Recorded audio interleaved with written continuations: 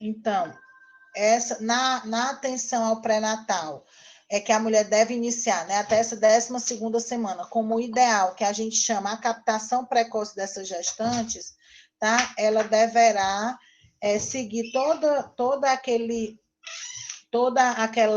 roteiro da consulta, né? Eu mostrei para vocês aquela ficha perinatal, onde ela tem espaços, né, que se apresenta de uma cor diferenciada, que essa cor diferenciada, ela representa um alerta, tá, relacionado à gestação, a questão do levantamento dos antecedentes pessoais dessa mulher, dos antecedentes obstétricos, né, da sua história reprodutiva, de se ela já tiver tido outras gestações, o que é que a gente deve abordar. Então, a gente tem que ter, gente, tudo isso na nossa cabeça, né, ou através de um roteiro, do prontuário eletrônico, para a gente poder fazer um pré-natal de qualidade, tá? E aí, como a gente é responsável por esse pré-natal na atenção primária, né? Então, os enfermeiros eles têm que estar bem instrumentalizados para que faça, né, um pré-natal de qualidade. E aí, outra ação que é realizada no pré-natal é a questão dos exames complementares, tá? Esses exames complementares, eles têm um objetivo. Cada exame desse, ele tem um objetivo para a gente ver como é que está a situação dessa gestante e fazer rastreamento de algumas patologias, tá? Então, a gente vai ver exame por exame, para a gente saber o que é que a gente está procurando no pré-natal, para que a gente possa fazer, né, um pré-natal como ele deve ser feito, tá? Então, lá no pré-natal, a gente vai trabalhar as questões relacionadas você vai, dentro dos exames, né, nós temos o ABO-RH, né, onde eu vou saber a tipagem sanguínea dessa mulher e o fator RH, e a gente vai ver um pouquinho aqui na frente qual é a importância da gente saber se essa paciente ela tem um fator RH positivo ou um fator RH negativo, tá certo? A gente vai, né, solicitar um hemograma completo. A gente viu que lá nas alterações fisiológicas da gestação, a gente viu que a mulher ela tem uma anemia fisiológica, né? Por que ela tem essa anemia fisiológica? Porque a gente aumenta o nosso volume sanguíneo, a gente tem uma quantidade maior de sangue, e esse sangue, as hemácias, né, que são responsáveis para carregar o oxigênio, elas são diluídas, né, nessa quantidade maior de sangue, e aí a gente tem uma anemia fisiológica. Como eu falei para vocês na aula passada, algumas sintomatologias que essas mulheres apresentam são realmente relacionadas a alterações fisiológicas, mas nós temos que descartar, né, as patologias que advêm de determinados sinais e sintomas, tá? Então, a gente não pode menosprezar isso. E aí, quando a gente pede o exame, né, de sangue, a gente tem que ver, né, um hemograma completo, não só um hematócrito e uma hemoglobina. Porque quando eu peço um hemograma completo, né, então eu vejo hematócrito, hemoglobina, eu vejo a série branca, né, do sangue, que são os leucócitos, que aí dá para eu associar se essa mulher tem alguma infecção. Eu peço também plaquetas, né, para ver a quantidade de plaquetas dessa mulher, se ela não tem risco de sangramento, tá certo? E aí a gente também vai pedir uma glicemia em jejum, certo? Essa glicemia em jejum, a gente vai fazer o rastreamento da diabetes gestacional, tá certo? E aí a gente tem outra, quando a gente for estudar diabetes gestacional, a gente vai ver, né, que a gestação, ela tem um estado diabetogênico, né, por conta da produção de alguns hormônios que faz com que a gente, né, a gestante ela tem esse estado e a maior facilidade, né, uma maior predisposição a desenvolver níveis glicêmicos elevados. Então, isso a gente vai solicitar uma glicemia em jejum, e aí a gente vai ver lá no próximo, né, no terceiro trimestre, a gente vai ver as questões relacionadas ao rastreamento, outro exame que a gente pede, que é o teste de tolerância à glicose. A gente vai ofertar a essas mulheres os testes rápidos. Então, gente, no pré-natal, a gente tem que dar preferência aos testes rápidos. Teste rápido de HIV, de sífilis e de hepatite. Por quê? Porque essas patologias, né? Hepatite, HIV e a sífilis, e a toxoplasmose e o citomegalovírus, elas são patologias de possíveis transmissões verticais, tá? E aí, essa transmissão vertical, a gente pode rastrear essas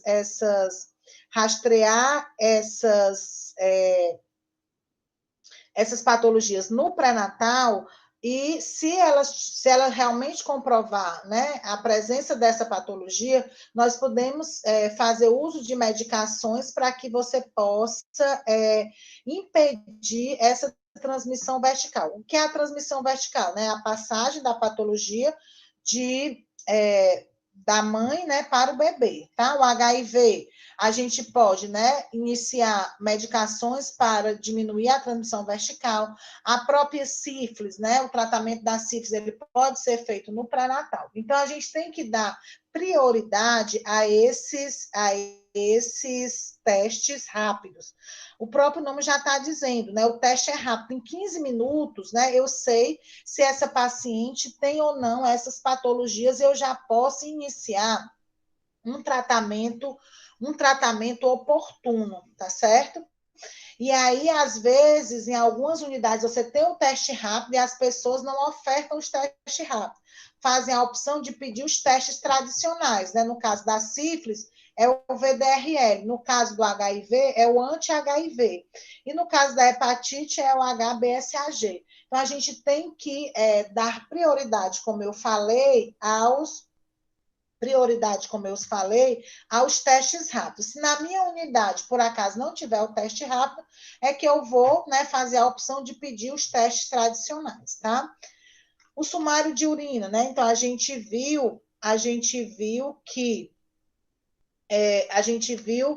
as gestantes, elas também têm possibilidade de ter maior risco de ter infecções urinárias, né? Pela própria fisiologia, né? Pelas próprias alterações que ocorrem na gravidez, né? Então, você tem uma mudança do pH, o esvaziamento da bexiga, ela não é total, né? Você tem uma dilatação de alguns órgãos, né, urinários, e aí as gestantes, elas têm mais predisposição a ter infecção urinária. E o problema da infecção urinária na gestação é a questão do desenvolvimento de trabalho de parto prematuro e esses bebês, né, nascerem prematuros. Quando a gente está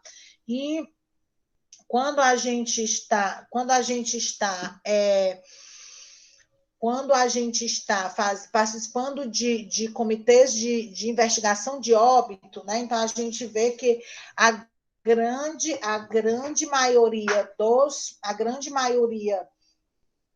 dos óbitos infantis por prematuridade, eles são relacionados à infecção urinária. Então, a infecção urinária, ela tem um grande peso, né, nessa questão da prematuridade. A urinocultura, urocultura, né? Então, a gente pede para, né, ver determinado tipo de germes na urina. Por quê? As gestantes, gente, elas vão ter uma parte das gestantes, elas vão ter bacteriúria assintomática. O que é isso? Elas têm uma infecção urinária, né, presença de algumas bactérias na urina, mas ela não apresenta sintomatologia, né? E aí, eu solicitando esse sumário e solicitando a urinocultura, e se tiver presença, né, de micro-organismo nessa urinocultura, eu vou ter que tratar a gestante. tá? Então, quando as gestantes elas começam a apresentar sintomatologia relacionada à infecção urinária, já é um sinal grande de alerta. Por quê? Porque ela já tem infecção urinária alta, né? O que, que a gente diz de infecção urinária alta? É quando, né, a infecção urinária ela já está perto de chegar lá nos rins, que já é um sinal de gravidade, tá certo? A questão da toxoplasmose, né, o anti-HIV eu já falei, do teste rápido. Na unidade de saúde. Esse teste, gente, quando eu faço o teste rápido, ele já é um teste diagnóstico. Por quê? Porque eu faço um teste, se esse teste ele der positivo, eu tenho outro teste, né, com outra metodologia, para poder confirmar esse primeiro teste, tá? Então, o ideal é que eu tenha, né, eu faça realmente esse teste rápido, que ali eu já vou dar o diagnóstico, tá? Os exames de hepatite, a toxoplasmose, gente, a toxoplasmose ela é uma patologia de países subdesenvolvidos, em desenvolvimento, onde a gente tem, né, a população que não tem acesso a esgotamento sanitário, a água potável, né, então, que tem uma repercussão, gente. A transmissão vertical da toxoplasmose, ela tem uma representatividade muito grande em alterações, né, neurológicas no bebê, em alterações do crescimento e desenvolvimento. E como a sífilis, a maioria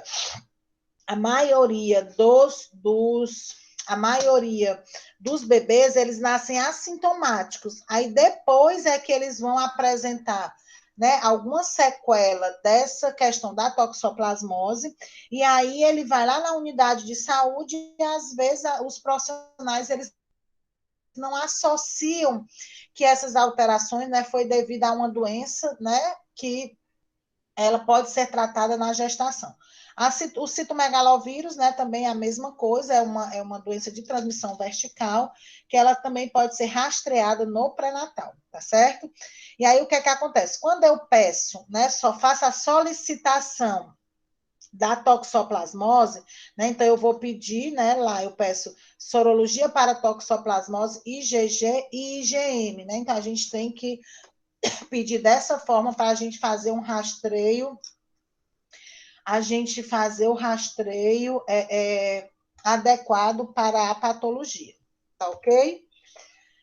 Alguma dúvida, gente? Posso continuar? Então, vamos lá. Pode, professora. Quando eu falo, né, do RH, então, assim, quando a paciente ela tem um fator RH positivo, não tem problema. Eu escrevo ali no cartão e informo a gestante, né, o tipo sanguíneo dela e o fator RH. Quando essa paciente, gente, tem fator RH negativo, tá certo? Aí eu vou ter que tomar algumas atitudes. Eu vou ter que rastrear o parceiro. Por quê, gente? Quando eu tenho, né, o fator RH, quando ele é um fator RH diferente, né, do da mãe, né, do da gestante, né, que quando ele é negativo, eu tenho que rastrear o parceiro por conta dessa patologia que se chama eritroblastose fetal. Dependendo do resultado desse RH negativo do parceiro, esse bebê, ele vai estar em risco de hemólise, né, lá dentro da barriga da mãe. Então, se o parceiro ele for negativo igual a mãe, não tem problema, tá certo? Mas se ele for positivo ou desconhecido, né? Essa mulher, esse homem foi embora, ela não tem como, né, ser solicitado o teste dele, né? Então, essa mulher deu RH negativo, né? Eu mandei chamar o parceiro, colhi o sangue do parceiro, né, para eu fazer a BORH, e aí esse resultado ele deu positivo, né? E aí eu vou, né? Se ele der positivo ou o parceiro for desconhecido, eu vou solicitar outro exame chamado CUMBS indireto. O que é que esse CUMBS indireto vai me dizer? Se essa mulher ela foi ou não sensibilizada. É como se o fator RH negativo ele brigasse com o fator RH positivo. Porque aí o positivo, né? Então, eu estou aqui, né? Eu sou positiva, aí vem, né? Eu tenho contato, né? Com o sangue desse bebê. Ele for positivo, né? Porque ele vem com a genética do pai, se a gente se lembrar lá daqueles exercícios em que a gente fazia em genética, né? A grande, a pequeno, né? Aqueles cruzamentos, vai ser a mesma coisa. Se esse parceiro ele for positivo, esse bebê ele terá a possibilidade, né? Como ele é dominante, de também ser positivo, tá? E a mãe é negativa, eles vão, né? Ter uma briga, né, entre o sangue positivo e o sangue negativo, levando à questão da hemólise, né, do sangue desse bebê, e esse bebê pode, né, realmente ir a óbito.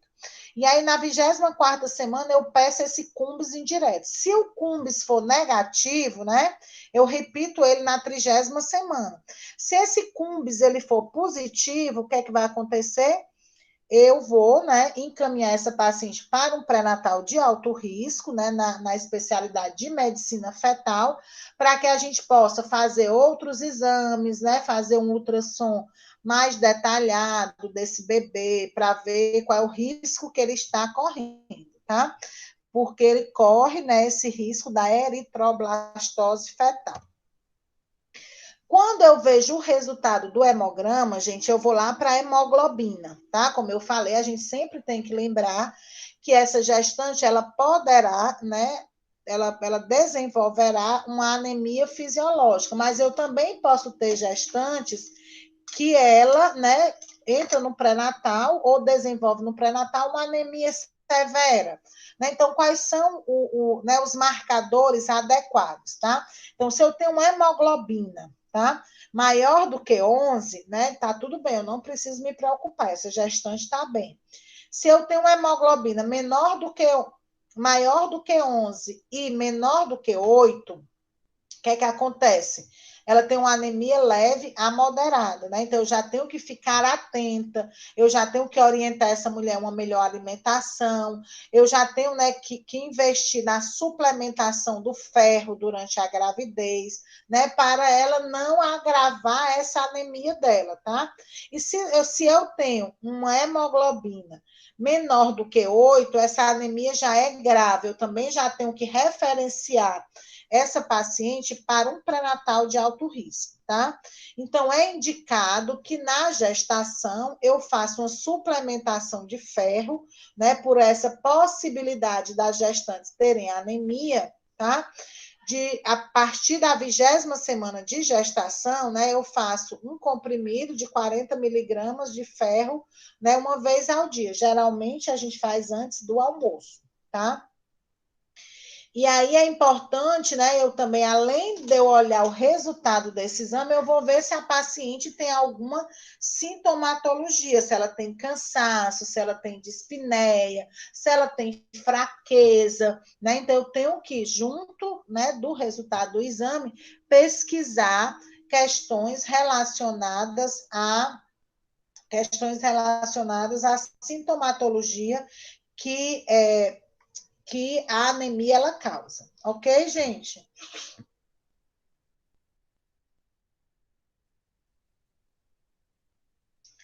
Então, vamos lá. Outro exame que a gente pede, tá? É a glicemia em jejum, tá? Então, eu vou receber o resultado dessa glicemia. Se essa glicemia em jejum, ela for maior ou igual a 126, tá? Eu já vou dizer que essa mulher já tem uma diabetes mellitus, tá? Ela já entra no pré-natal com níveis elevados de glicemia, tá? E aí eu já vou estratificar o risco dessa gestante como gestação de alto risco, certo? Se essa mulher, ela recebe, nesse resultado dela, está entre 92, né?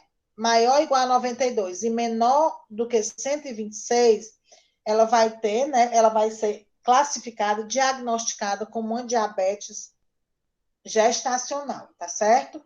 E aí, se essa mulher tiver uma glicemia menor do que 92, né? Então ela está com os níveis glicêmicos ideais. E aí, o que é que eu vou fazer? Entre 24 e 28 semanas, eu vou solicitar o teste de tolerância à glicose. Né? Então, eu pego 75 gramas de glicose, né, através de uma mistura que é feita lá no laboratório. Essa mulher colhe uma glicemia em jejum, toma, né, esse líquido para testar né, o organismo da gestante com relação à tolerância à glicose, né, porque eu coloco essa quantidade de glicose, né, a mais no sangue dessa paciente. Então, essa mulher, ela chega no laboratório, ela colhe a glicemia em jejum, ela vem em jejum, colhe a glicemia, toma, né, esse preparado que é feito lá no laboratório. Depois de 1 hora, eu colho o sangue para eu ver, né, a quantidade de glicose, né, no sangue. Depois de 2 horas, eu colho novamente, tá? Então, os meus parâmetros seria esse, uma glicemia de 92, uma de 180, né, com 1 hora, e um de 120, depois de 120 minutos, 153. Aí eu vou ver o risco que essa mulher tem de desenvolver a pré-eclâmpsia, não, desculpa, a diabetes gestacional, ok? Professora, eu tenho uma Alguma dúvida? pergunta. Fale. Na minha última gestação, o meu exame de glicemia em jejum, ele deu 92. Certo. E aí eu já nem pude fazer esse de tolerância à glicose. Quando já dá a condição de pré-diabética, né, com 92, já não se faz o de tolerância. É assim, quando der menor do que, assim, se ele der menor do que 92, você só vai fazer a tolerância à glicose entre 24 e 28 semanas, não é logo, entendeu? Porque, como eu falei para você, o estado diabetogênico, né, que a gente tem por ser gestante, tá? A gente tem uma probabilidade de ter níveis hiperglicêmicos, né? Não são todas as mulheres. Por isso que a gente rastreia, né? Por isso que a gente rastreia a glicose durante a gestação. Quando você, né, é como se eu fizesse, né, um teste a mais com essa glicemia normal, tá? A gente sabe que alguns profissionais, eles não solicitam esse teste de tolerância à glicose. O que é que ele vai fazer? Lá na 30ª, né, quando você inicia o terceiro trimestre, que é os outros exames que eu vou fazer, eu pediria de novo uma glicemia em jejum, tá? Mas esse indicativo, ele está nesse manual do Ministério da Saúde, que é o manual de rastreamento da diabetes gestacional, né? Que isso seria o ideal que os profissionais deveriam fazer, tá certo? E aí eu tenho que testar, né, fazer esse teste de tolerância para eu ver como é que eu estou. O nome já está dizendo, teste de tolerância à glicose. Será que o meu organismo está tolerando, né, uma quantidade a mais de glicose que eu tenho? Né? Será que eu vou produzir insulina suficiente para poder absorver essa glicose ou não? Né? E aí isso casa com os fatores de risco. Se eu tenho uma mulher obesa, essa mulher obesa, ela vai ter maior probabilidade de ter uma hipertensão e uma diabetes. Ela tem uma história de diabetes na gestação anterior, então ela já carrega um fator de risco. Ela tem um antecedente familiar de diabetes, ela também já leva um fator de risco, tá certo? Entendido?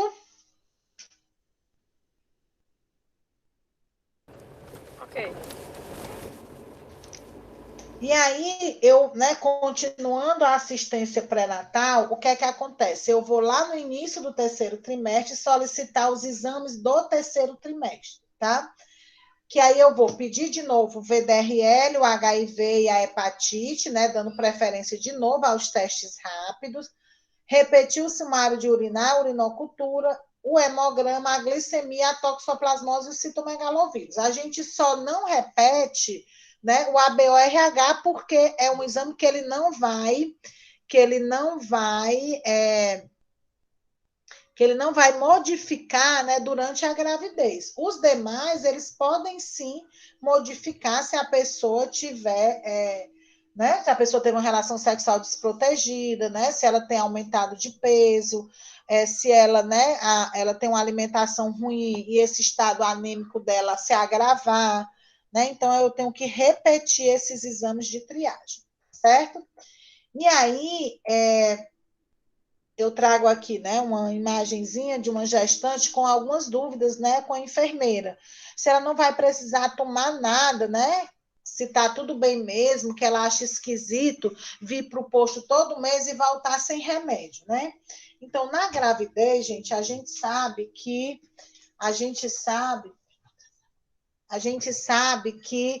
algumas medicações, né, não devem ser tomadas na gravidez. E aí essa orientação é extremamente importante para que a gente oriente essas mulheres a não se automedicarem, tá? Quando a gente fala de medicamentos e gestação, a gente tem que saber as classes do medicamento. Né? O medicamento é dividido em classe, não, em categoria, né? Então, a categoria A, B, C, D e E. Tem uma categoria que eu não lembro agora, que é a categoria que você não pode tomar na gestação, né? Porque vai causar algum problema. Aí depois vem aquela categoria que a medicação é liberada na gestação, tem a categoria que essa mulher precisa tomar essa medicação, eu vou ver os riscos-benefícios, né? Então, eu tenho um risco maior, então eu não faço. Se o meu benefício ele é maior do que o risco para aquela paciente, né? Então eu vou fazer. Então é muito importante que a gente, enquanto enfermeiro, né, que está lá na atenção primária, prescrevendo medicação de tudo quanto é jeito, né, dentro dos programas, a gente aprofunde o nosso conhecimento em farmacologia, tá? Então, no pré-natal de uma gestante de baixo risco, o que é que acontece? Esse enfermeiro vai orientar essa mulher que ele vai tomar o sulfato ferroso a partir da 20ª semana de gestação, e o ácido fólico, né, que é a medicação que a gente falou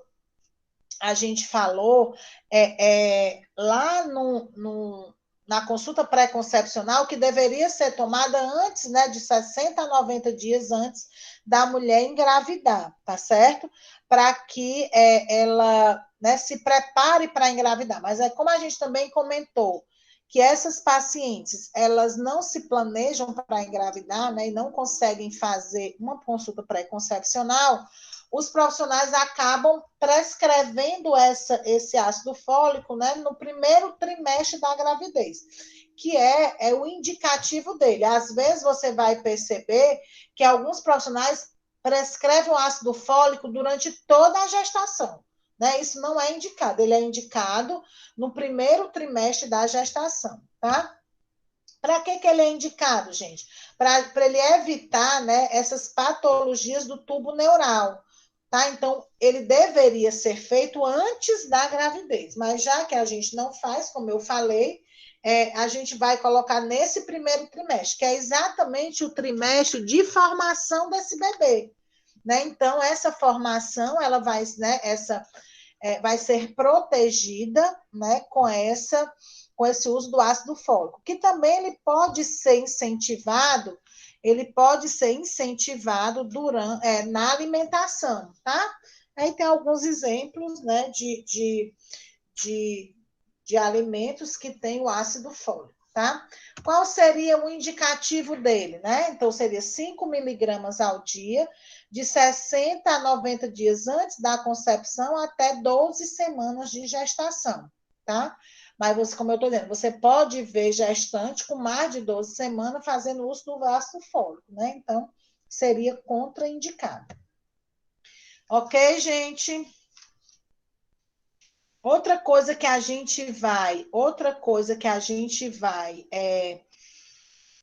identificar na gestante é a questão do esquema vacinal, tá? Porque também é importante que essa gestante esteja livre, né, do H1N1, da hepatite e do tétano, tá?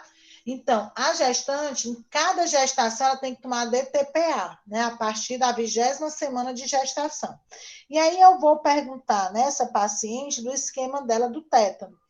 Se na hora da conversa com essa mulher, ela disse para mim que não lembra, né, que não tem nenhuma dose registrada no cartão dela, nem no cartão anterior, nem no prontuário, né, que eu atendi ela lá no ano passado, há 2 anos atrás, eu vou fazer o quê? Eu vou iniciar, né, o esquema da medicação, da vacina o mais rápido possível. E aí elas são 3 doses, tá? elas são 3 doses, e aí eu tenho um intervalo máximo de 60 dias e um intervalo mínimo de 30 dias, tá? O que é que acontece? Como é que eu vou decidir isso? Eu vou decidir isso dependendo da idade gestacional. O ideal é que eu feche esse esquema, dentro, né, do período da gestação. E aí eu vou ver se o tempo que eu tenho vai dar para fazer 60 ou 30 dias, tá? Se essa mulher ela tem menos de 3 doses, ela só tem uma, ou se ela tem 2 doses, eu vou completar o esquema, né? Para completar as 3 doses, que é indicativo. Aí esse intervalo vai ser na mesma lógica, ou um intervalo de 60 dias, ou um intervalo de 30 dias, tá? Essa paciente tem as 3 doses completas, mas a última dose foi menos de 5 anos, essa é a única forma de que eu não vai ser necessário vacinar, né? Porque ela já está com o esquema completo. Mas se essa mulher teve essas 3 doses, mas a última dose dela foi há mais de 5 anos, eu vou ter que fazer, né, uma dose de reforço, tá? Então, é muito importante a gente, né, levantar essa situação vacinal dessas pacientes, tá certo? Outra vacina, né, que a gente tem que incentivar as gestantes a tomar é a vacina da influenza, né, do H1N1, a vacina da gripe, que a gestante, ela é grupo prioritário, tá, na campanha de vacinação. As gestantes e as puérperas, tá certo? E aí, agora, nessa pandemia, a gente, lá na Secretaria de Saúde, a gente colocou as vacinas para as puérperas nas maternidades, para que elas já saíssem protegidas do H1N1, tá? E aí, o que é que acontece? O H1N1, a vacina, ela não vai proteger da Covid, tá? Porque ela é para H1N1. Mas a gente também sabe que o H1N1, ele ainda, o vírus do H1N1, ele continua, né, no meio ambiente. E aí as gestantes, né, os idosos, as crianças, eles têm que estar protegidos disso. Então, nós temos que nos preocupar em vacinar, principalmente, né, na época das campanhas, que é sempre no primeiro semestre, lá para março, abril, maio, que é o tempo, né, onde é mais chuvoso, é o tempo que né, o vírus ele está mais circulante. E a gente também, né, vai pesquisar com essa mulher a questão da hepatite B, tá? Que ela deve ser administrada após a 13ª semana de gestação, tá certo? Você vai fazer 3 doses, 0, 30 e 180, certo? E aí, geralmente, a hepatite, né, ela vai completar depois, por conta desse tempo entre a segunda e a 3ª dose, tá certo? Então, essas são as vacinas que a gente tem que estimular a gestante a ter os esquemas completos durante o pré-natal. Ok, gente? Alguma pergunta? Alguma colocação? E aí, né, como ninguém quer fazer nenhuma perguntinha, aí eu tenho aqui essa historinha, né, dessa gestante, da Melina, que ela tem 35 semanas, tá? Ela compareceu à unidade assustada porque ela está achando que tem alguma coisa errada com o bebê dela, né? Porque ela disse que o bebê dela não está mexendo, né? E ela está pedindo um encaminhamento para ela ir para o hospital. E aí eu queria ouvir vocês, o que é que vocês acham que essa enfermeira que recebe essa demanda da Melina deve fazer? Você é uma enfermeira que está lá na unidade atendendo e a paciente ela chega com essa aflição. O que é que vocês acham que a enfermeira deve fazer? Hein?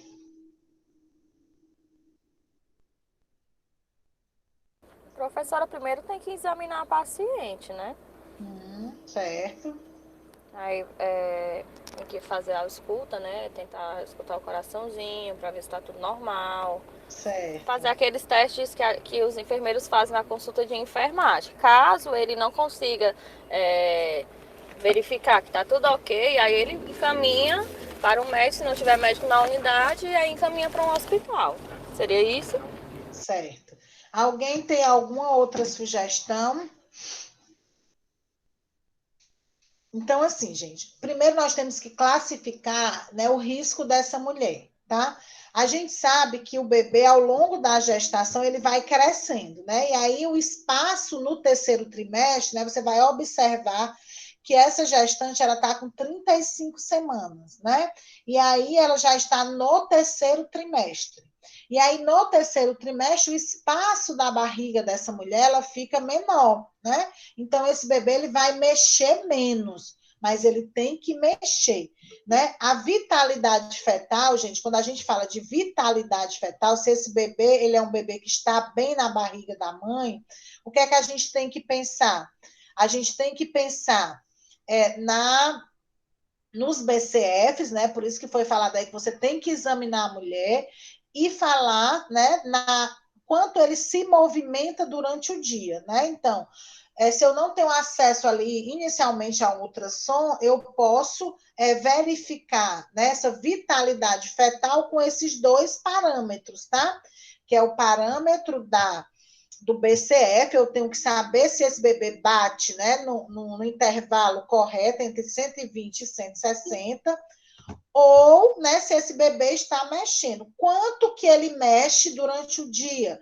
Quanto que ele mexe durante uma hora? Tá? Então, se essa paciente, ela for uma paciente de baixo risco, tá?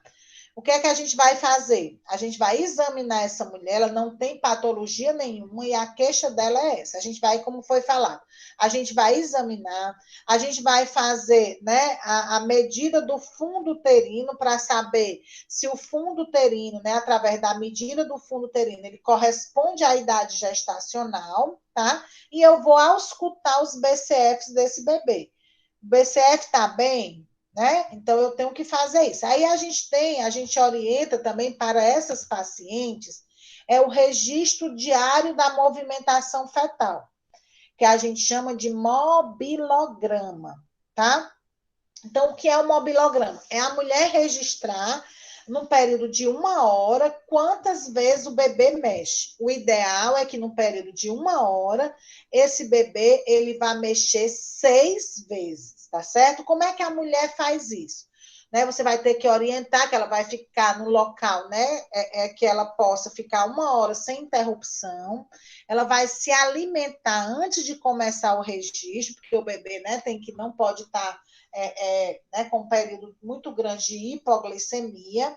Ela vai ficar numa posição semi-sentada, tá certo? Com a mão na barriga, né, para ela sentir na hora que o bebê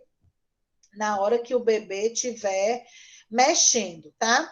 E aí ela vai marcar o início, né? Ela coloca aqui no papelzinho o início né? Que ela começou, são 7 horas da noite. Então, eu vou ficar de 7 às 8, paradinha aqui no canto, não pode ter interferência, ela não pode estar com feijão no fogo, ela não pode estar esperando uma vizinha, ela não pode estar ensinando um menino, né? Então, ela tem que ficar ali sozinha, tá?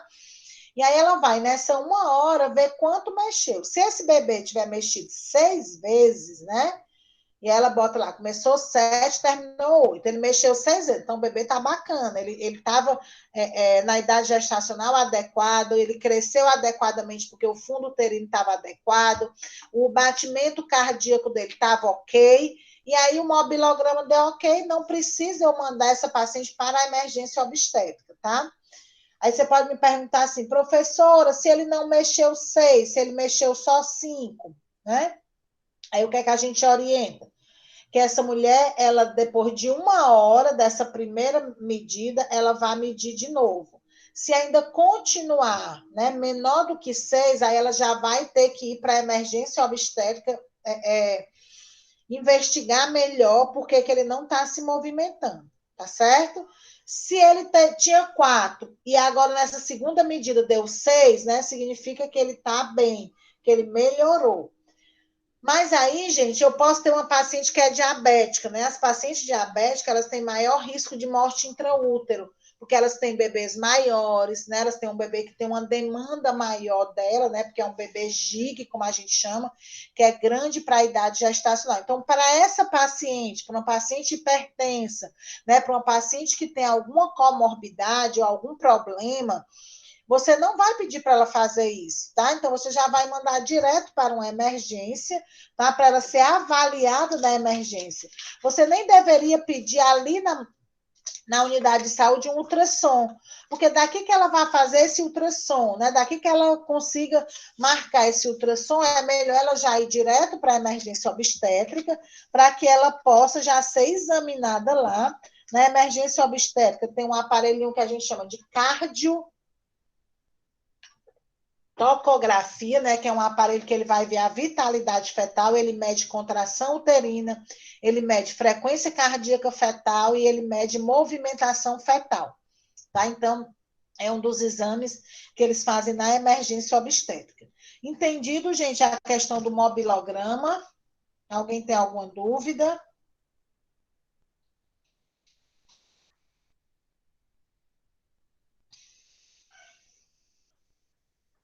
Então, ninguém falou, vamos para frente. E aí, gente, a gente coloca aqui um roteiro, né, de como é que deve ser o roteiro dessa consulta. Eu mostrei para vocês, né, lá na primeira aula, que essa paciente, a gente teria, eu mostrei para vocês uma ficha, né, perinatal, que ela segue, né, uma sequência para você investir na sua anamnese, tá? E aí, por isso que a gente tem que fazer o levantamento de fatores socioeconômicos, fatores epidemiológicos, né, antecedentes pessoais, antecedentes obstétricos, para que a gente possa levantar a maioria dessas informações, para que a gente possa fazer um pré-natal de qualidade. Nem toda consulta, gente, a gente vai precisar repetir essas mesmas informações, porque algumas informações não mudam, né? Como o antecedente pessoal, o antecedente obstétrico, o antecedente familiar. Então, a gente tem que saber que na primeira consulta é aquela consulta que a gente vai gastar mais tempo, né? Nessa primeira consulta. Já na consulta subsequente, tem algumas coisas que eu não vou mais perguntar, tá certo? E aí, esse roteiro a gente tem que ter esquematizado, né, na nossa cabeça. Aí eu vou também saber o que é que eu vou abordar no exame físico. Como eu falei da outra vez, a gente não pode ver a gestante apenas, né, a gente não pode ver a gestante apenas como aquela barriga, tá? A gente tem que ver a gestante como um todo, a gente tem que fazer um exame nessa paciente para que fazer uma inspeção de pele e mucosas, né? Para ver se ela tem realmente anemia. A gente fazer né, verificar os sinais vitais, uma ausculta pulmonar para que a gente possa descartar, né, algumas patologias, né, respiratórias, o exame do abdômen, de membros inferiores, né, essa gestante, algumas gestantes elas têm edema de membros inferiores, que é uma coisa fisiológica, mas se esse edema ele já sobe, né, para a perna, já sobe para a coxa, né, já é um edema, né, que você tem que ficar mais alerta. A questão do exame obstétrico em si, né, que os BCFs, a manobra de Leopoldo, a medida do fundo uterino, tá certo? Então, todas esse roteiro, né, a gente tem que estar bem atento nessa consulta do pré-natal, tá? E aí, gente, como é que vai ser essas consultas subsequentes, né? O próprio nome já está dizendo. Eu fiz uma primeira consulta e agora eu vou, né, acompanhar essa mulher ao longo desse pré-natal. Como eu falei para vocês, as consultas elas são alternadas entre médicos e enfermeiros, tá? E aí, geralmente, a primeira consulta é de enfermeiro, do enfermeiro. A segunda, geralmente, é médica, né? Para que o médico ele possa ver o resultado desses exames. As enfermeiras também podem ver resultados de exame, né? Porque ela pode prescrever alguma coisa. E aí, nessa consulta subsequente, gente, o ideal é que essa gestante, quando ela saia da primeira consulta, ela já deixa a consulta subsequente marcada, né, para dar o acesso a essa mulher. Porque, de repente, se você não fizer isso, essa mulher não pode vir marcar. Quando ela marcar, ela vai ter dificuldade, aí ela vai, né, entrar no processo de desistência desse pré-natal, tá certo? E aí, o que é que eu vou fazer nessa consulta subsequente, tá? Eu vou fazer uma anamnese atual e sucinta, né? Perguntar se essa mulher está sentindo alguma coisa, né? Se foi lá na consulta médica, se foi prescrita algum medicamento, eu olho o cartão de pré-natal dela, vejo, né, se teve alguma indicação médica de algum medicamento, de alguma atividade para ela fazer. Eu vou, né, continuar a estratificação de risco dela, como eu disse para vocês, a estratificação de risco, ela acontece a cada consulta de pré-natal. Esse risco na gestação não é um risco estático, né? Ele é um risco dinâmico. Essa mulher pode passar a gestação todinha sendo uma gestante de risco habitual, mas ela pode em alguns momentos, desenvolver uma infecção urinária, né? Ela pode ter uma sífilis, ela pode ter uma toxoplasmose, ela pode, né, ser uma paciente que tem história de abortos repetidos, né? Então, ela vai ser sempre estratificada. Eu vou fazer um exame físico direcionado, tá? Para algumas queixas dela, tá certo? Eu vou ver resultados de exame, eu vou sempre atualizar a idade gestacional, então toda consulta eu atualizo a idade gestacional baseado na data da última menstruação. Eu vou ver as condições fetais, né? Então as condições fetais eu vejo através de perguntar à mãe se o bebê está mexendo, né? De auscultar os batimentos cardiofetais. O controle da PA é importante, né, por conta do desenvolvimento da hipertensão na gestação, que é a principal causa de óbito materno. O exame físico obstétrico, né, que está voltado para as manobras de Leopoldo, para a medida do fundo uterino e para os BCFs. Aqui também eu vou, que não está aqui, mas eu também vou recalcular o IMC dessa paciente, né? Eu vou pesar essa mulher todo mês, eu tenho que pesá-la, né? Então, na primeira consulta, eu peso e faço a medida, né, da altura dessa mulher. E aí, nas outras consultas, eu vou pesar essa mulher toda consulta para eu ir também atualizando o IMC dessa paciente, ok? E aí eu tenho algumas atividades, né, complementares, tá, no pré-natal. Toda gestante, gente, ela tem que ser referenciada ao atendimento odontológico na primeira consulta. Isso faz parte, né, desse processo de atendimento, né, multidisciplinar na atenção primária, tá? Qual é a importância, né, do tratamento, do atendimento odontológico? Eu vou ver como é que está a saúde bucal dessa gestante, porque patologias bucais, elas também proporcionam para algumas mulheres o trabalho de parto prematuro, tá certo? Essas mulheres, elas têm, né, maior sensibilidade na gengiva, né, que essa gengiva às vezes sangra, ela, né, tem maior dificuldade, maior facilidade de exacerbar algumas doenças odontológicas, tá certo? Então, eu tenho que combinar com o dentista da minha equipe, tá? Eu estou atendendo pré-natal num dia, eu tenho que combinar com ele que aquela minha agenda do pré-natal ela tem que ser casada com a agenda dele de gestante, para que essa minha gestante ela saia do meu pré-natal e vá ter acesso ao dentista naquele mesmo dia, tá? Ele pode fazer uma avaliação para ver se ela tem condição, né, tem alguma indicação de fazer algum tratamento. Gestante, ela poderá fazer tratamento odontológico durante a gestação, tá certo? eu tenho que fazer o agendamento das consultas subsequentes, como eu falei para vocês, que é importante. Eu tenho que proporcionar, gente, momentos de educação em saúde através do grupo de gestantes, tá? Então, se você está numa unidade, né, enfermeiro dessa unidade, você deve procurar um local na sua agenda, um horário, para que você faça esse grupo de gestante. Porque no grupo de gestante, ele tem uma potência muito grande. Né? É o momento que essas mulheres, elas discutem, né, trocam ideias, tiram as suas dúvidas de forma coletiva. Aí tem várias formas, né, de você conduzir um grupo de gestante.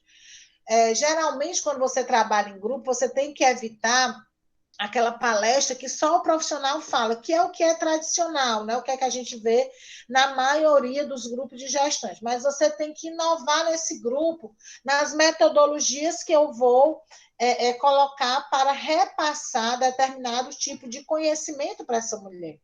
Tá? Então, às vezes, o pessoal gosta muito de fazer aquela metodologia que é mitos e verdades, né? Então, tem várias coisas que você pode produzir dentro dessas metodologias educativas, né?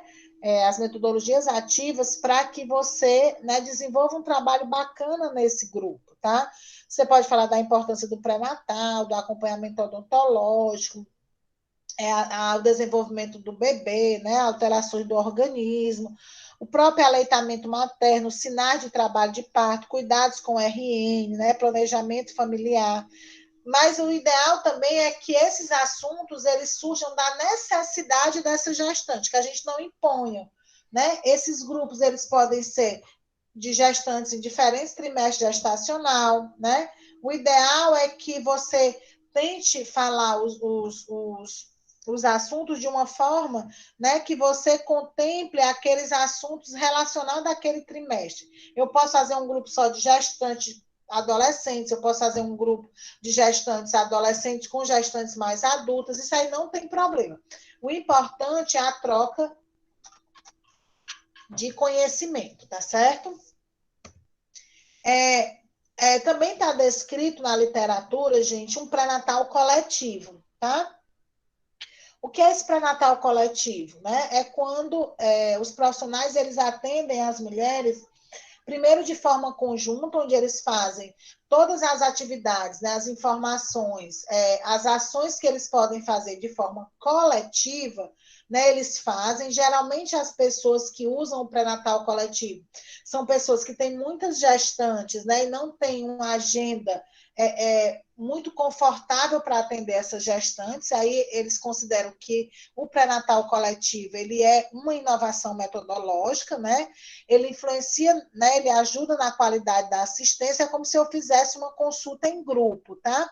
E eu uso os mesmos parâmetros da consulta individual, tá? Então, nessas imagens você vê, né, que tem várias pessoas juntas, né? Tá aqui medindo a barriga, auscultando os bebês, eu tenho que ter esse roteiro, tá? Aí você pode perguntar, professora, mas tem paciente que tem algumas coisas mais íntimas. Então, essa paciente, ela não tem um perfil, né, de passar uma consulta toda coletivamente, tá?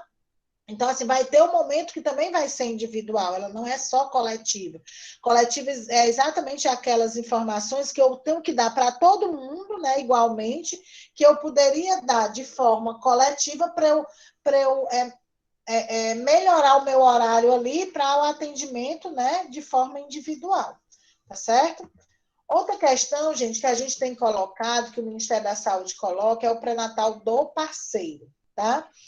O pré-natal do parceiro é a gente fazer com que esse companheiro dessa gestante, ele busque o pré-natal com com 3 grandes objetivos. Quais são esses objetivos, né? Cuidar da saúde dele, tá? Por quê? Porque o homem, historicamente, ele não vai à unidade de saúde para se prevenir, ele vai para a unidade de saúde, né, quando ele está doente. E aí eu tenho, né, esse grande objetivo, existe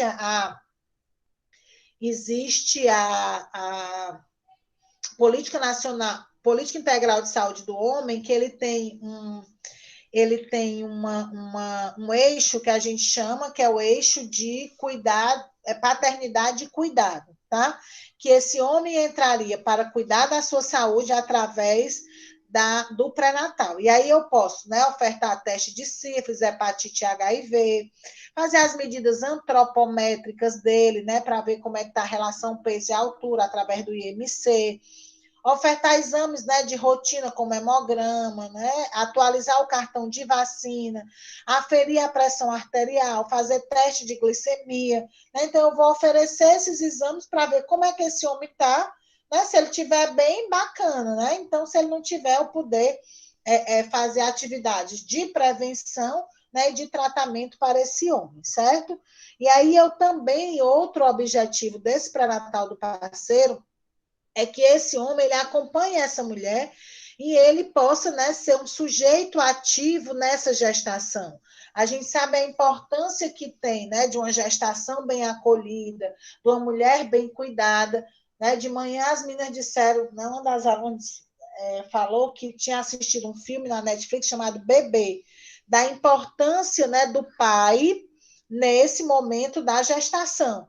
Né? Quando a gente trabalha a questão da primeira infância, dos 1000 dias de vida, que esses 1000 dias de vida ele começa na gestação, a gente percebe, né, a importância de um ambiente tranquilo, né, de um ambiente acolhedor. Quando essa mãe ela vivencia um ambiente de estresse, a gente chama que é um ambiente do estresse tóxico. Né? Essa criança ela vai ser desenvolvida e vai viver num ambiente que ela tem dificuldades, né? Por isso que algumas crianças são mais agitadas, tem algumas crianças que são mais quietinhas, então depende desse ambiente. Uma criança que é gerada num ambiente de violência doméstica, num ambiente de uso de droga, de uso de álcool, é totalmente diferente de uma criança, né, que vive numa situação, né, vive numa situação que não tem violência, né? Então a gente tem que dentro, gente, do nosso pré-natal, valorizar essas questões relacionadas à questão social, né? Da representação da gravidez para essa mulher, né? Se essa gravidez ela foi uma gravidez desejada, ela não foi planejada, mas ela, né, foi acolhida, né? Como é a relação desse homem, né, com essa mulher? Foi mais um filho que está ali naquela família, né, tão sofrida. Então você tem que saber disso, porque às vezes você vai compreender algumas atitudes da mulher. Às vezes você vê uma mulher que não tem afeto pela sua gestação. A gente viu lá no filme, na primeira aula, na semana passada, que eles que tem uma hora, né, que o bebê já escuta a voz da mãe, escuta uma música, né? Então todos os estímulos positivos que são dados durante a gestação, eles vão influenciar positivamente nessa gestação. Se os estímulos forem negativos, eles vão influenciar negativamente nessa gestação, no parto, né, no crescimento e desenvolvimento desse bebê. Ok, gente? Alguma pergunta? Aí aqui eu tenho um coisinho para vocês, né? Eu gostaria que vocês participassem mais, falassem, né? Porque a aula tem que ser um pouquinho mais interativa, tá? Então eu botei 4 perguntinhas aqui para a gente discutir, que aí fecha nessas questões que a gente tem discutido desde a aula passada, tá? Eu queria que vocês refletissem e me respondessem que critérios a gente pode avaliar, né, para eu afirmar que essa gestante ela tem um pré-natal de qualidade. O que é que eu tenho que, né? Eu estou lá numa reunião na minha unidade de saúde, e aí foi perguntado para mim se as minhas gestantes, elas, né, o pré-natal delas é de qualidade. O que é que eu vou pensar, né, para eu afirmar que uma gestante ela tem um pré-natal de qualidade? Alguém tem alguma ideia?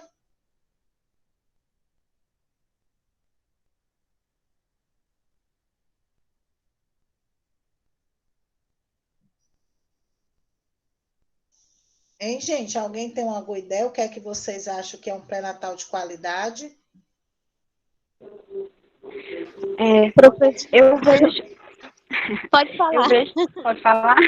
Eu vejo assim que é o atendimento de um profissional qualificado, que ele está ali preparado para receber essa paciente, tanto ela com uma gravidez tranquila, como também uma gravidez de risco, né? Tendo esse entendimento de estar fazendo todos os encaminhamentos, como também uma parte muito importante é fazer essa educação em saúde, ouvir a paciente, que muitas vezes, assim, tem pequenas coisas do dia a dia que só numa conversa a gente já consegue orientá-la e ela ter uma qualidade de vida bem melhor. Com certeza. E aí, Tainá, você tinha aberto o microfone? Foi, é Quer que porque você... eu acho muito importante no pré-natal o profissional estar ciente de como tá, tipo, as vacinas da mulher, se ela tem algum IST, porque hoje lá no estágio foi uma gestante e ela era o segundo filho. Aí a primeira vez ela fez em particular e ela só tinha tomado uma vacina e não tinha feito nenhum teste rápido. Aí chegou lá no pré-natal do segundo filho e estava dizendo que não tinha feito nenhum teste rápido e tinha dado hepatite B. Aí ela descobriu no posto de saúde, quando ela foi, fez o teste rápido e para colocar as vacinas dela em dias também. Certo. E aí, alguém tem mais alguma ideia? Então, gente, são vários os parâmetros que a gente pode ver, né, que uma gestante ela tem um pré-natal de qualidade. A primeira coisa que a gente tem que ter em mente que não só o número de consultas, né? Então, o Ministério da Saúde, ele preconiza que essa mulher tem que ter de 7 ou mais consultas, né? Então, tem um indicador que a gente acompanha no pré-natal que é 7 ou mais consultas, tá? Não só, gente, a quantidade, tá? A qualidade é que tem que ser importante. Então, quais são alguns parâmetros que a gente pode observar nessa qualidade? Essa gestante ser captada precocemente, né, lá com 12 semanas de gestação, ela ter a solicitação dos exames e a marcação desses exames em tempo oportuno. O que é essa definição de tempo oportuno? A gente vê que a gestação ela é dividida por trimestre gestacional e cada trimestre ela tem, né, um acontecimento nesse trimestre e aí a gente vai seguir as nossas ações baseadas, né, nessas alterações desse trimestre. Então, se eu peço um exame, né, na primeira consulta com 12 semanas, essa mulher tem que, na próxima consulta, né, daqui a 4 semanas, ela já vir com o resultado desses exames. Não tem sentido a mulher voltar para uma segunda consulta sem o exame da primeira consulta, tá certo? E o resultado desse exame, por isso que eu tenho, né, que valorizar os testes rápidos para que essas patologias que eu posso identificar com 15 minutos e eu posso tratar ali de forma imediata, né? Então eu não perderia tempo, tá certo? Essa mulher participar de grupo de gestante, ela ser estratificada, né? O risco dela ser estratificado o risco dela de forma adequada. Quando ela for estratificado o risco, ela ser encaminhada para o outro nível de atenção em tempo oportuno também, né? Porque não adianta eu pedir um pré-natal de alto risco e a mulher conseguir já perto de parir, né? Então, são alguns indícios, né, de que eu possa dizer que essa mulher ela tem um pré-natal adequado. O tratamento de patologias que surgem no pré-natal, né, como a infecção urinária, né, essa mulher tratar de toxoplasmose. Então, são alguns parâmetros que a gente pode, né, a questão da oferta das vacinas. Então, são todos aqueles parâmetros, gente, que a gente acompanha o pré-natal, tá? E aí eu faço outra pergunta: que estratégias podemos utilizar para a realização da captação precoce? Né, o que é que vocês me dizem? Né, então, você tem que saber quantas gestantes você tem, como é que você vai fazer para captar elas precocemente para vir para o pré-natal nessa idade gestacional adequada. Alguém tem alguma ideia?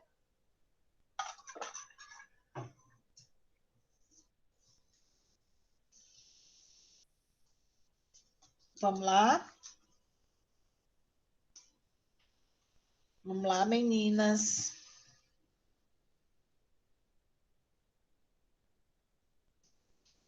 Ninguém quer falar, tá todo mundo calado. Então, vamos lá. a forma mais tradicional, né, de eu fazer a captação precoce da gestante é através do trabalho do agente comunitário de saúde, tá? O agente comunitário de saúde, ele tem que identificar, né, na população que ele atende, quem é que está gestante. E aí ele traz essa informação para o posto, né, dizendo que naquela área que ele trabalha, tem, né, uma gestante, 2 gestantes, 3 gestantes, 4 gestantes, né, e ele tem que acompanhar essa gestante mensalmente, tá certo? A outra forma, né, de captar precocemente essas gestantes é você ofertar no pré-natal teste rápido de gravidez, que aí você informa através de um cartaz lá no flanelógrafo da unidade, que aquela unidade, se a gestante, né, tiver suspeita de gravidez, né, de ausência de menstruação, que a unidade ela oferta o teste rápido de gravidez, para que ela saiba, né, que ali ela pode, né, quando ela tiver um atraso menstrual, uma desconfiança de que ela está grávida, ela possa ir lá e fazer esse diagnóstico. E aí, como eu faço, né, quando eu faço o exame lá, eu já posso, né, dar o diagnóstico que essa mulher está grávida e minimamente começar um pré-natal, né, e marcar um pré-natal para essa mulher, tá certo? Essa é uma das outras formas, né, de eu captar precocemente essa gestante. Outra forma é o incentivar o vínculo dessa gestante com a unidade. Né? Você sabe que lá tem consulta, né? que oferece pré-natal, eu divulgar o que é que tem na unidade, para que essa mulher estabeleça esse vínculo. Outra questão, gente, que a gente também tem que discutir no pré-natal é a busca ativa das faltosas. Né? Então, alguém poderia dizer quais são as estratégias que eu posso usar para buscar, para né, fazer essa busca ativa das faltosas? Alguém tem alguma ideia?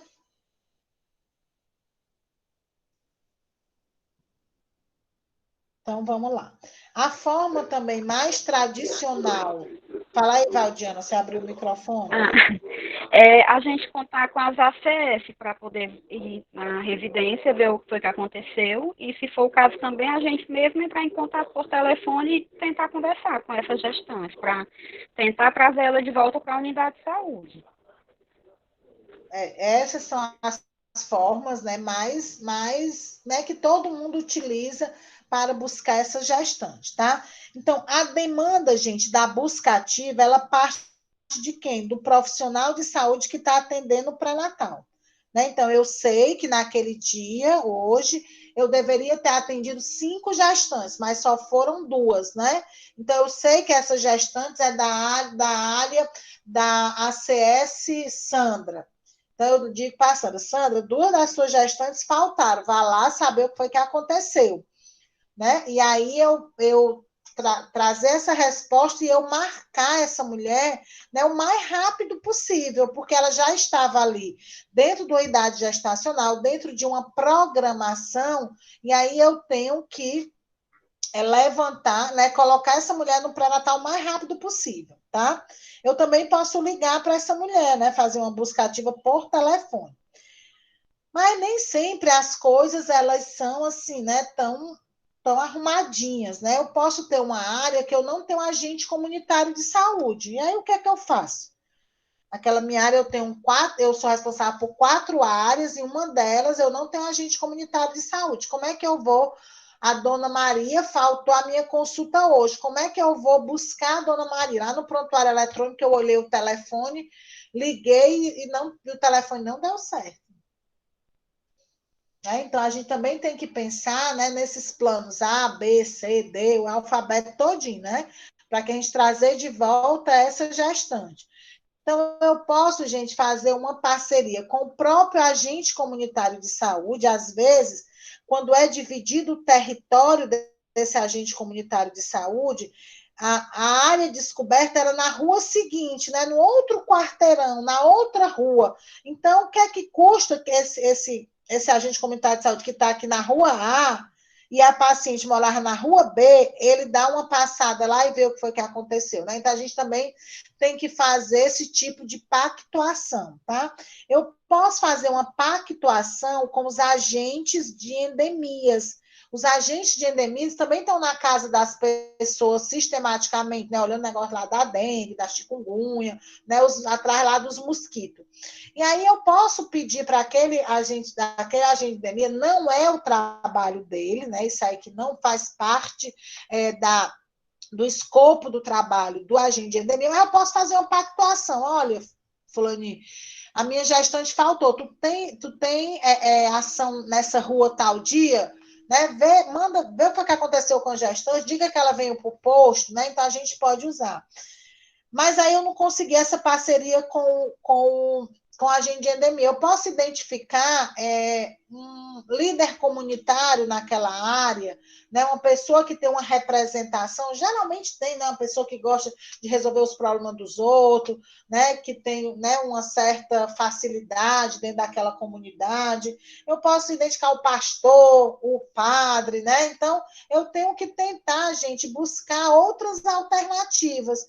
Porque pode ter acontecido alguma coisa com essa mulher. A gente não pode esperar que ela venha, né, daqui a 2, 3, 4, 5 semanas atrás de um novo pré-natal, né? Então, de acordo com o perfil, né, do seu território, você tem que, né, ter esses planos alternativos, porque nem sempre nós estamos, né, com todas as situações bem, né, fechadinhas e determinadas, tá? E o último item, né, que a gente gosta, né, de comentar também com vocês é a questão de como é que eu vou garantir o acolhimento imediato da gestante no início do pré-natal, tá? Então, assim, eu ofereci o teste rápido de gravidez para essa paciente, tá certo? E aí eu tenho que acolher imediatamente ela para fazer esse pré-natal, porque senão o objetivo do teste rápido de gravidez ele não teria sentido, né? Se eu visse que a mulher está grávida e ela só vem daqui a 2 meses, porque a minha agenda está lotada. Né? Então, eu tenho que fazer, gente, o que a gente chama de parametrização da minha agenda. Ai, professora, como é que a gente faz isso? Tá? Quando a gente trabalha na atenção primária, a gente tem que aprender a fazer isso, tá? Então, eu tenho que conhecer, gente, a minha população, né? Eu tenho que saber quantas gestantes eu tenho, quantas crianças, quantos hipertensos, quantos diabéticos, tá? E aí, o que é que acontece? Eu tenho 10 gestantes, né? Então, eu divido essa, eu divido essa, eu divido essa,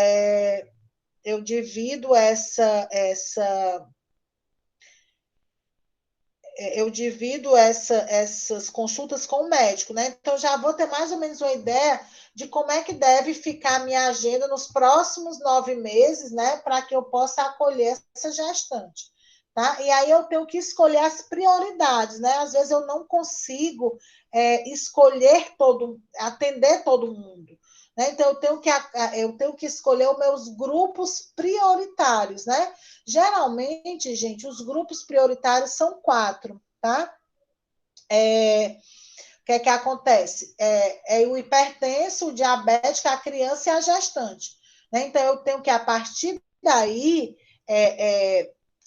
conhecendo a minha unidade, a minha população, eu saber como é que eu vou encaixar esse povo todinho, né, mais as outras situações dentro da minha agenda. Né? Então, atualmente, a gente evita aqueles atendimentos que a gente chama de caixinha, né? Hoje é o dia do hipertenso, amanhã é o dia do diabetes, segunda-feira é a gestante, terça é a tuberculose, quarta é a hanseníase, e aí a gestante que era na segunda vem na terça, ela não pode ser atendida. Né? Ela vem na quarta, o atendimento era na segunda. Né? Então, a gente tem que evitar essas coisas. Na parametrização da agenda, a gente faz uma agenda para a gente atender todos os grupos da população num dia. Por quê? Porque se eu faço 5 gestantes, 10 gestantes, e essas 5 gestantes faltou, né? Então o meu horário, né, de atender, ele vai ficar reduzido e eu não tenho como encaixar outras pessoas ali na minha agenda. Então, essa agenda ela tem que ser uma agenda mista, né, com vários tipos de condições para eu atender naquele dia. tá certo? Então, aí, para eu tentar acolher, porque se eu sei a quantidade de gestantes que eu tenho, e a gestante é um grupo que eu vou ter que atender, porque ela tem começo, meio e fim, né? Então, eu tenho que me programar dentro da minha agenda para fazer isso, tá certo? E aí, eu só posso fazer esse acolhimento imediato se eu tenho a possibilidade, né, de conhecer a minha população, porque, gente, o tempo é finito, né? Aí, assim, eu tenho 8 horas de trabalho, né, 5 dias na semana. Então, eu tenho que dar conta, né, de atender essa população nesse tempo. Então, por isso que eu tenho que estratificar o risco, saber quem é que precisa mais, ter mais consultas, né? Então, como foi falado de manhã, eu tenho que aplicar o princípio da equidade, né? Então, eu tenho que atender, né? Eu tenho que atender quem precisa mais, né? De forma mais focada, né? Então, eu tenho que saber essa minha população e tentar acolher imediatamente as gestantes para que eu possa fazer o acompanhamento dela de forma adequada. Aí a Karina perguntou aqui quando a área é descoberta por médico, né? Então, aí os seus problemas começaram, né? Então, assim, às vezes você pode ter a sua equipe, ela não tem médico, a sua equipe é só você, né? O dentista, o agente comunitário de saúde e o técnico de enfermagem. Professora, eu posso atender essa mulher o pré-natal sozinho? Não deve, né? Porque se eu estratificar uma gestante e não tiver médico, como é que eu vou fazer? Eu vou me responsabilizar sozinha por ela? Lá na nossa lei do exercício profissional está dizendo que eu tenho legalmente que atender gestantes de baixo risco, ou risco habitual.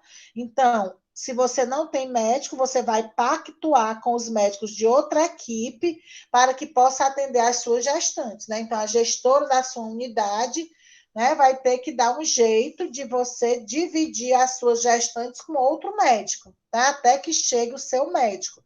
Mas aí você vai ficar atendendo a gestante e vai colocar, né, que a unidade não tem médico, né, que eu estratifiquei a gestante é de alto risco. Geralmente, quem encaminha a gestante para outro nível de atenção é o médico. Então, gente, a gente tem que anotar tudo, né? Então, às vezes eu fico muito triste quando eu encontro alguns prontuários, né, que os enfermeiros colocam assim, enfermeiros e médicos, mas eu fico mais triste quando eu vejo os enfermeiros, coloca assim, gestante veio para o pré-natal sem queixas, né? Bota lá no histórico da paciente uma consulta de pré-natal. Então, gente, eu fico doente quando eu vejo uma coisa dessa, né? Porque nós temos que fazer as investigações, a gente tem que escrever o que a gente vê, as hipóteses que a gente tem, né? Para que a gente possa ficar respaldada quando acontecer alguma coisa. Essa gestante ela teve um óbito materno, ela morreu. Aí eu vou investigar o pré-natal. Aí a pré-natal das enfermeiras estava tudo assim, sem queixa, sem queixa, sem queixa, mas não tinha nada, mas a mulher morreu. E aí? Né? Então a gente tem que cuidar, né, dessas informações que a gente coloca nas evoluções, né, lá no hospital, na atenção básica, na nossa consulta, para que os dados fiquem registrados, porque isso também, gente, vai mostrar a qualidade da sua assistência, né, que você tá preocupada com a mulher, que você, né, levantou algumas questões e colocou ali, né, que você investiu nisso, a mulher não quis, a mulher recusou o tratamento, ela não esperou para a consulta de pré-natal.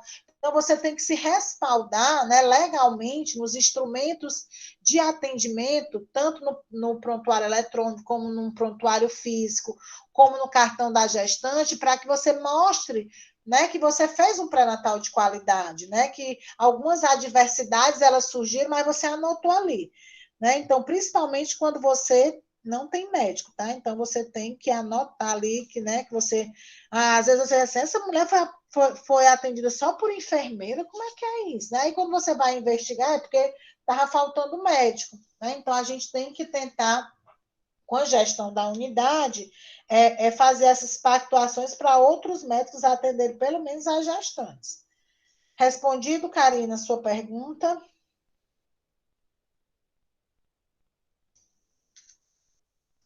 Alguém tem mais alguma dúvida?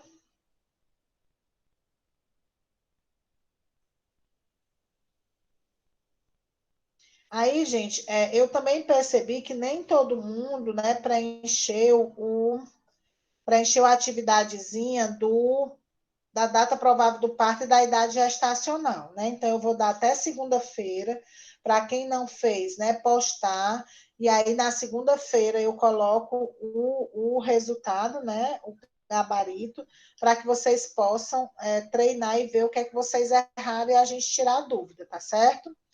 É importante, gente, a participação de vocês na aula, é importante, né, a realização das atividades, tá? Para que a gente possa, né, ter momentos mais interativos. Às vezes eu estou falando, pergunto, né?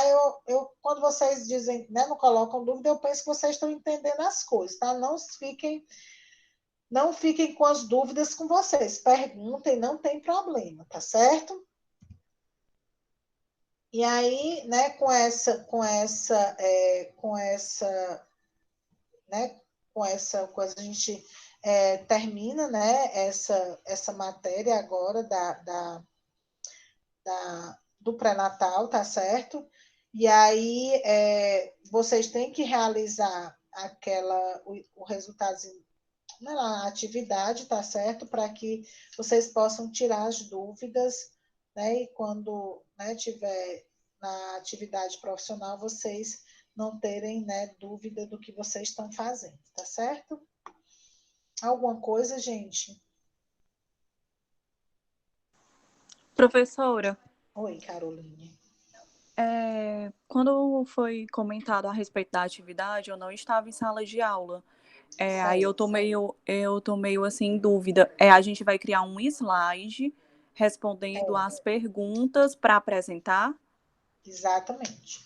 Vocês escolhem uma, né, duas pessoas, né, para vocês. São 8 temas, tá? Então a gente vai ver como é que a turma vai ser dividida. Aí eu vou sortear esse tema, certo? E aí Certo. vocês vão fazer esse estudo dirigido, tá? Uhum. E aí vocês apresentam, tá? E aí depois vai ter um local para vocês postarem esse resultado do estudo dirigido, porque o objetivo é que as equipes apresentem, a gente tira as dúvidas, tá? E aí vocês pegam esse estudo dirigido, vão postar no lugar que eu vou indicar lá no Moodle, e aí as outras equipes, né? É como se vocês fossem socializar o que vocês fizeram para todo mundo, né? Para todo mundo ter esse resumo e estudar, né, essas patologias ginecológicas para que todo mundo possa se aprofundar. Certo. Tá certo? Aí a apresentação aqui vai ser assim em forma de conversa, né? Vocês podem preparar uns slidezinhos, né, para ficar mais, né, visualmente melhor para a gente fazer, né? Se não quiser slide, faz um resumo, né, no Word, a gente também pode apresentar aqui, mas o ideal seria, né, uns 3 slides para que vocês pudessem, né, ter esse exercício e as pessoas poderem visualizar melhor, tá certo? Certo. Tá bom, então. Obrigada. Ok? Professora, aí no caso tem que colocar lá no Moodle o nome da equipe até amanhã, é isso? O nome da equipe até amanhã para eu fazer o sorteio e quinta-feira da semana que vem a gente vai, né, trocar a aula. Segunda a gente vai ter obstetrícia e na quinta a gente vai ter ginecologia para dar tempo de vocês responderem, né, estudarem, combinar com a equipe, né, como é que vocês vão fazer isso. Tá certo? Entendido, Tainá? Entendi, professora. Obrigada. Alguém mais, meninas? Então, se ninguém tem mais nada para falar, a gente pode dar por encerrado, né, essa aula de hoje, tá bom? Gente, eu estou com alguma dificuldade de